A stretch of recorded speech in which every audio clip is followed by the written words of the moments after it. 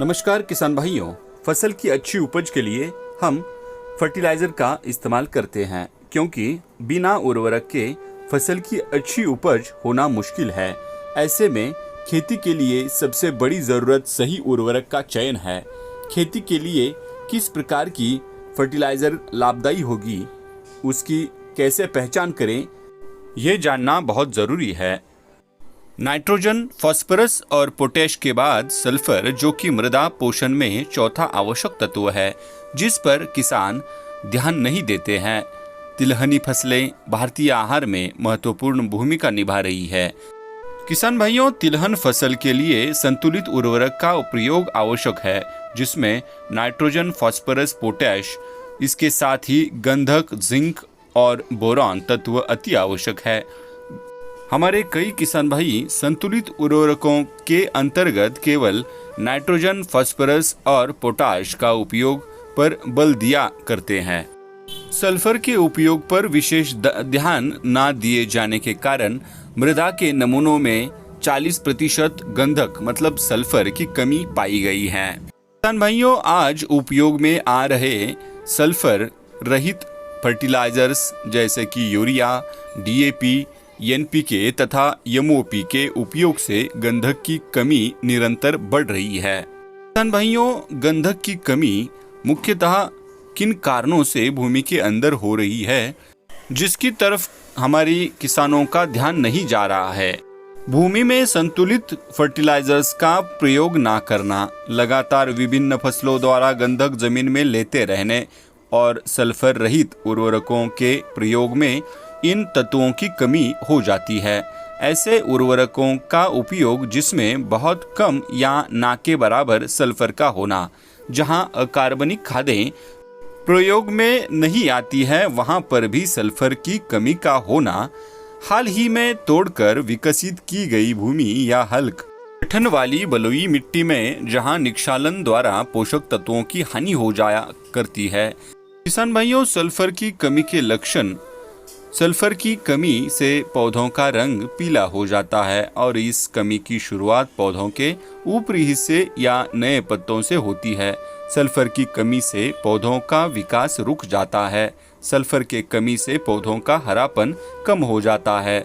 खाद्यान्न फसलें अपेक्षाकृत देर से पकती हैं एवं बीज ढंग से परिपक्व नहीं हो पाते हैं।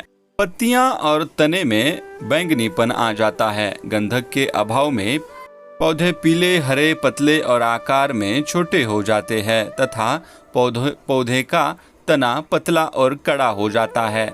सल्फर की कमी से आलू की पत्तियों का रंग पीला, तने कठोर तथा जड़ों का विकास कम रहता है। सल्फर की कमी से फसल में फूल नहीं आते और न ही फल बनते हैं। किसान भाइयों, सल्फर मतलब गंधक के कार्य क्या है? तो गंधक क्लोरोफिल का अवयव नहीं है, फिर भी ये इसके निर्माण में सहायता करता है तथा पौधे के हरे भाग की अच्छी वृद्धि करता है। ये गंधक युक्त एमिनो एसिड सिस्टाइन, सिस्टीन तथा मिथियोनिन तथा प्रोटीन संश्लेषण में आवश्यक होता है। सरसों के पौधों की विशिष्ट गंध निर्माण को ये प्रभावित करती है। तिलहनी फसलों के लिए पोषण में गंधक का विशेष महत्व है क्योंकि बीजों में तेल बनने की प्रक्रिया में इस तत्व की महत्वपूर्ण भूमिका होती है। सरसों के तेल में गंधक के यौगिक पाए जाते हैं। तिलहनी फसलों में तैलीय पदार्थ की मात्रा में वृद्धि करती है। के प्रयोग से बीज बनने की क्रियाओं में तेजी आती है। किसान भाइयों, सल्फर मतलब गंधक की कमी को गंधक युक्त फर्टिलाइजर्स के प्रयोग से दूर किया जा सकता है। किसान भाइयों, बुआई के पूर्व बेसल ड्रेसिंग के रूप में आप सिंगल सुपर फॉस्फेट का इस्तेमाल कर सकते हैं। इसमें 12% गंधक उपलब्ध होता है। पोटेशियम सल्फेट का भी बुआई के पूर्व बेसल ड्रेसिंग के रूप में आप इस्तेमाल कर सकते हैं। इसमें 18% गंधक की मात्रा पाई जाती है। इसके साथ ही आप अमोनियम सल्फेट फसल बुआई के पूर्व बेसल ड्रेसिंग के रूप में एवं खड़ी फसल में टॉप ड्रेसिंग के रूप में इस्तेमाल कर सकते हैं। अमोनियम सल्फेट में 24% गंधक की मात्रा पाई जाती है। भाइयों, इसके साथ ही आप जिप्सम का इस्तेमाल आपके फसल में कर सकते हैं। जिंक सल्फेट का इस्तेमाल कर सकते हैं।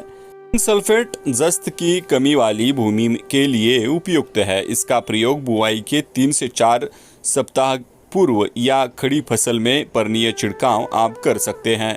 जिंक सल्फेट में सल्फर का प्रमाण होता है 18%। किसान भाइयों, इन उर्वरकों में गंधक सल्फेट के रूप में पाया जाता है, जिसका उपयोग पौधे सुगमता पूर्वक कर लेते हैं। सल्फर एक ऐसा तत्व है जिसके प्रयोग से अनाज के दाने प्रौढ़ हो जाते हैं तथा उनकी चमक बढ़ जाती है। जिस फसल में सल्फर का प्रयोग होता है उनमें सड़न नहीं होती है। गंधक के प्रयोग करने से फसलों के पौधों की जड़ों में अधिक गांठें बनने में सहायक होती है, जिससे पौधों की जड़ों में उपस्थित राइजोबियम नामक जीवाणु वायुमंडल से अधिक नाइट्रोजन लेकर फसलों को उपलब्ध करने में सहायक होते हैं। भाइयों, पत्तियों का पीलापन नाइट्रोजन की कमी से भी होता है, पर नाइट्रोजन देने से भी पत्तियों का पीलापन नहीं रुके तो किसान को समझ लेना चाहिए कि ये पीलापन गंधक की कमी से है। गंधक युक्त उर्वरक किसान को बाजार में उपलब्ध ऐसे उर्वरकों को काम में लेना चाहिए जो नाइट्रोजन, फास्फोरस, पोटेशियम उर्वरक फसल में देने के साथ ही साथ फसल को गंधक भी देने में सक्षम हो। अमोनियम सल्फेट नाइट्रेट उर्वरकों से नाइट्रोजन के साथ साथ गंधक भी फसल को मिल जाता है। सिंगल सुपर फास्फेट में फास्फोरस के साथ गंधक भी पाया जाता है।